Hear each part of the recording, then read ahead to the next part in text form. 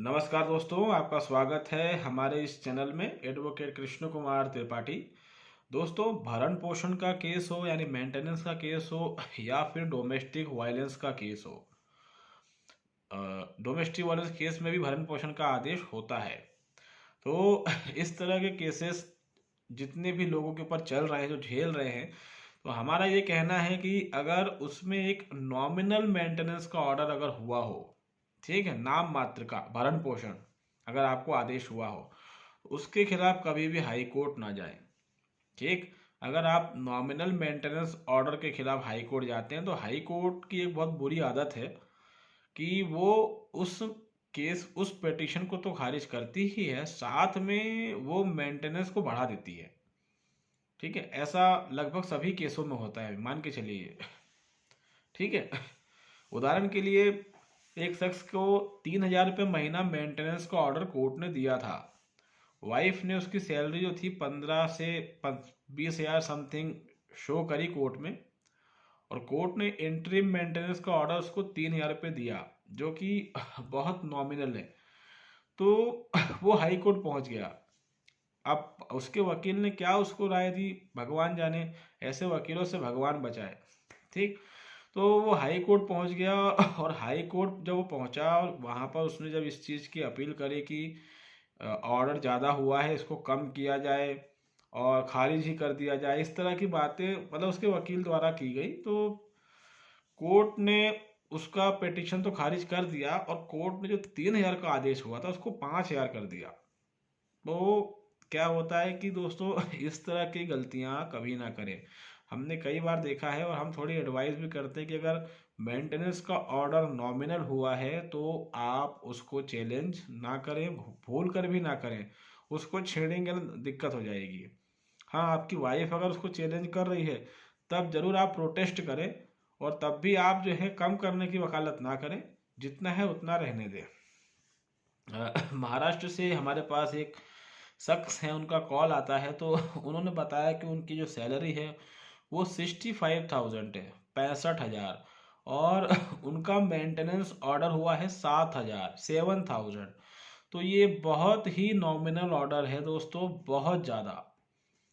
तो अब उनका वकील उनसे ऊपर अपील लगवा रहा है। मैंने कहा ये गलती ना करना, अगर ये गलती करी लफड़ा हो जाएगा, वो 7,000 कब 10,000 15,000 हो जाएगा, मालूम भी नहीं पड़ेगा। ठीक है, उसकी वाइफ, आप अभी तक कई महीने बीत चुके हैं, हाई कोर्ट को उसने अप्रोच नहीं किया है, सेशन कोर्ट को भी नहीं किया है, डोमेस्टिक वायलेंस में ये ऑर्डर हुआ है। तो अगर आपकी वाइफ नहीं जा रही है, आप भी मत जाइए। 65,000 सैलरी जिसकी है और 7,000 का मेंटेनेंस ऑर्डर हो रहा है, तो ये बहुत ही नॉमिनल है। मतलब आपको भगवान का शुक्रिया अदा करना चाहिए, और साथ में हमने उनको ये भी एडवाइस की कि डोमेस्टिक वायलेंस में ऑर्डर हुआ है, बहुत अच्छा मौका है, मौका देखकर चौका मार दो, छक्का मार दो, इसका ट्रायल फटाफट ख़त्म करवा दो। क्योंकि डोमेस्टिक वायलेंस हुआ नहीं है, प्रूव होगा नहीं, केस आप जीत जाएंगे। घरेलू हिंसा अगर आप जीते, बाकी जो केस है वो आप फटाफट जीतेंगे। ठीक है, और डोमेस्टिक वायलेंस जीतने का फ़ायदा ये रहेगा कि डोमेस्टिक वायलेंस अगर आप जीते तो मेंटेनेंस खारिज हो जाएगा, क्योंकि डोमेस्टिक वायलेंस का रूल ही यही है कि अगर डोमेस्टिक वायलेंस प्रूव नहीं हुआ और हस्बैंड को उसमें एक्विटल एक तरीके से बोल सकते हैं, तो उसमें मेंटेनेंस नहीं मिलेगा। वो 125 का केस नहीं है। घरेलू हिंसा में मेंटेनेंस की शर्त ही यही है कि उसमें डोमेस्टिक वायलेंस प्रूव होना मतलब कंपलसरी है, अनिवार्य है। तो अगर ट्रायल चलेगा तो ट्रायल में ऑटोमेटिक फिर ये प्रूव हो जाएगा कि डोमेस्टिक वायलेंस नहीं हुआ है, तो उसमें फिर एक बहुत बड़ा रिलीफ आपको मिल जाएगा, आप केस जीत जाएंगे, और बाकी केस जो चल रहे हैं वो भी जीतना फिर लगभग तय है, वो फॉर्मेलिटी रह जाएगी। क्योंकि मैंने कई बार बताया है कि जो भी महिलाएं ये सब केस लगाती है, जिसका एक पैकेज है पूरा, 498 है डोमेस्टिक वायलेंस, 125 स्त्री धन, डाइवोर्स, उसके अलावा 377 भी उसमें आज कभी कभी ऐड कर देती हैं। तो इन सब की जो कहानी है वो एक ही होती है, इनकी कहानियों में कोई अंतर नहीं होता। जो बातें 125 में लिखी हैं वही डोमेस्टिक वायलेंस में लिखी हैं, वही 498 में लिखी हैं, वही चाइल्ड कस्टडी में लिखी हैं, वही स्त्री धन के केस में लिखी हैं, वही डाइवोर्स केस में भी लिखी हैं। पूरी कहानी एक ही है। एक भी केस आपने जीत लिया, एक भी दरवाज़ा आपने खोल दिया, सारे दरवाजे खुल जाएंगे। तो हमने उनको यही सलाह दी कि इसकी अपील में मत जाओ, इसकी अपील में जाओगे दिक्कत हो जाएगी। 7,000 रुपये का ऑर्डर हुआ है, 65,000 आप महीना कमाते हैं, क्या ज़रूरत है उसमें जाने की आपको। आप तो थोड़ा थोड़ा करके मेंटेन देते रहें, पूरा बिल्कुल मत दें, ठीक है। और ये प्रूव कर दे कि कोई घरेलू हिंसा नहीं हुई है, और जब ये प्रूव हो जाए और आप एक्विटल हो जाए, तो जितना भी पैसा अमाउंट आपने दिया है वाइफ को, उसको सूद समेत वापस लें, उसके लिए अलग से पिटिशन लगाएं, ठीक है। तो हमारा यही एडवाइस रहती है कि अगर बहुत कम ऑर्डर हुआ है तो हाई कोर्ट या सेशन कोर्ट को अप्रोच ना करें, और शुरुआत से ही कोशिश करें कि कम से कम ऑर्डर हो या फिर इंटरिम खारिज हो जाए, ठीक है। और अगर इंटरिम खारिज हो गया है और घरेलू हिंसा में या 125 में, तो फिर केस को लंबा खींचें, ठीक है। केस को अच्छे से लंबा खींच दें, क्योंकि इंटरिम तो खारिज हो चुका है। अब जब केस जो है लंबा जाएगा, तो कॉमन सेंस की बात है, सीधी सी बात है कि जब ऑर्डर होगा उसके बाद ही, मतलब जब केस ख़त्म होगा, ट्रायल चल के जो भी है केस ख़त्म हो गया, तो उसके बाद ही मेंटेनेंस का ऑर्डर होगा।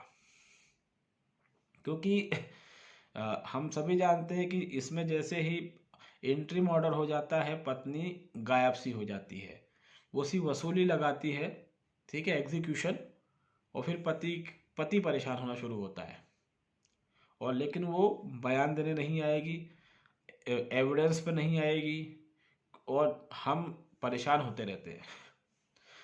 हमने पहले भी कई बार बताया है कि अगर वाइफ जो है तारीख पे नहीं आ रही है, एविडेंस पे नहीं आ रही है, ज़्यादा वेट मत कीजिए, 1-2 तारीख निकल जाए, इमीडिएटली जज को बोलिए कि सर उसका वारंट जारी कीजिए या उसका अवसर समाप्त कर दीजिए, ठीक है। जो भी जिस भी स्टेज पर फाइल हो, मालूम पड़ा वाइफ के बयान होना है या क्रॉस एग्जामिनेशन होना है, वॉट एवर, या आर्ग्यूमेंट है, कुछ भी है। क्योंकि जब पत्नी के वकील को ऐसा लगने लगता है कि लड़का जो है वो समझदार है या चालाक है या उसका एडवोकेट बहुत ब्रिलियंट है, तो वहाँ पर फिर वो यही दाव पेच खेलता है कि तारीखें लंबी लंबी दो ताकि हस्बैंड परेशान होगा। तो इस चीज़ को ध्यान रखें कि आप ट्रायल को जल्दी ख़त्म करें, और अगर कोशिश ये करें कि या तो मेंटेनेंस खारिज हो जाए या इंटरिम बहुत ही नॉमिनल हो जो आप आसानी से दे सकते हैं।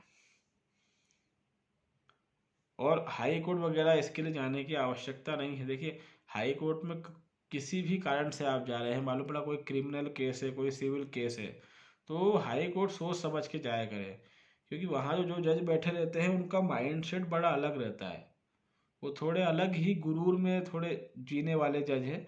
आप वहाँ जाएंगे, उसको लगेगा कि ये तो मामला यहाँ का बनता ही नहीं है, ये बिना मतलब में हमारे पास आ गया है, तो वो खुन्नस खा के फिर क्या करते हैं, जानबूझ के केस बिगाड़ देते हैं। ऐसे बहुत सारे मामले देखे गए जहाँ पर बहुत ही नॉमिनल ऑर्डर हुआ था, वकील साहब को लगा कि मेरी फीस नहीं दे रहा है, वकील साहब ने उल्टा गणित दे दिया, तुमको 2,000 का आदेश हुआ है, अपन हाई कोर्ट चल के उसको 1,000 का करवा लेंगे। व्यक्ति खुश हो गया कि चलो 1,000 रुपये का फ़ायदा तो होगा। उसके चक्कर में व्यक्ति हाई कोर्ट पहुंच गया वकील साहब के माध्यम से। मालूम पड़ा वकील साहब ने हाई कोर्ट जाने की फीस ही ले ली 25-50 हज़ार। और जज साहब ने जब देखा कि मात्र 2,000 का आदेश हुआ है, उसमें भी एक व्यक्ति हाई कोर्ट आ रहा है, तो जज साहब ने उस 2,000 को 5,000 10,000 में कन्वर्ट कर दिया और लगा दिया कल ठिकाने। तो इस तरह की गलतियाँ बिल्कुल भी ना करें, हमारा यही कहना है। कई लोग ऐसी गलती करते हैं। ये बात सही है कि हमारी पत्नी गलत है, मगर अगर हमें पूरी लड़ाई जीतनी है तो कहीं ना कहीं किसी न किसी स्टेज पर हमें थोड़ा शांत रहना पड़ेगा, थोड़ा कंप्रोमाइज़ करना पड़ेगा। क्योंकि फाइनली अगर हम जीतना चाहते हैं तो इतना सेक्रीफाइस तो करना ही पड़ेगा। वरना कई लोग बोलते हैं कि सर मैं तो उसको 1 रुपया नहीं देना चाहता, अच्छी बात है, नहीं देना चाहते, बिल्कुल नहीं देना चाहिए, लेकिन पहले आप केस तो जीतो। आप केस नहीं जीतोगे तो रुपया देना पड़ेगा, नहीं तो नहीं दोगे तो जेल जाओगे। इसलिए कैसे तैसे रुला रुला के रुपया दो, ठीक है। कोई ज़रूरत नहीं है कि आप जो है कोर्ट के हर आदेश का पालन करें। कोर्ट इतनी आसानी से आजकल जेल नहीं भेज पा रही है पतियों को, क्योंकि अगर पति जेल चला गया तो पत्नी का और बच्चों का खर्चा कौन उठाएगा। एक इस माइंडसेट के साथ कोर्ट जो है वो भी थोड़ा बहुत धक्के लगा लाए, कंप्रोमाइज़ कर लेती है। तो कम से कम आदेश होने पर हम हाई कोर्ट का रुख बिल्कुल भी ना करें और फटाफट उस केस को चलाएं। खासकर जो अगर डोमेस्टिक वायलेंस आप पे लगा है और उसके अलावा 498 आप पे लगा है, इन केसों को फटाफट चलाइए, क्योंकि यही वो केस हैं जहां से आपकी जो है पूरा जो ये वैवाहिक विवाद, मैट्रिमोनियल डिस्प्यूट जो होते हैं, इससे बाहर निकलने की चाबी इन्हीं दोनों केसेस के पास है। और वकील क्या करते हैं कि इन दोनों केसों को लंबा चलने देते हैं, क्योंकि क्रिमिनल केसेस हैं ये फटाफट ख़त्म हो सकते हैं। 498 में आप बरी हो सकते हैं, बाइज्जत बरी हो सकते हैं, घरेलू हिंसा में बरी हो सकते हैं, लेकिन 2 केसों में बरी हो जाएंगे तो पत्नी के सारे दाव पेच जो है ख़त्म हो जाएंगे, क्योंकि सब जगह उसने एलिगेशन तो वही लगाए हुए हैं। एक भी कोर्ट से कोई केस खारिज हुआ तो बाकी केसों से खारिज ही होना है। जहाँ वो एक चीज़ साबित नहीं कर पाई तो बाकी कोर्ट में कैसे कर पाएगी। तो अब अपने पास जब ऐसा ऑप्शन है कि डोमेस्टिक वायलेंस में बहुत कम आदेश हुआ है, उसको ख़त्म करवाइए। क्यों इतना लंबा समय लिया जा रहा है। अलग अलग हाई कोर्ट्स के ऑर्डर्स हैं, जजमेंट्स हैं कि 60 दिन में इसको ख़त्म करना मैंडेटरी है। हम उसको 6 से साल चला रहे हैं। फिर हम चाहते भी हैं ख़त्म करना, तो कई बार वकील साहब को लगता है कि लंबा चलेगा तो ज़्यादा फीस मिल जाएगी।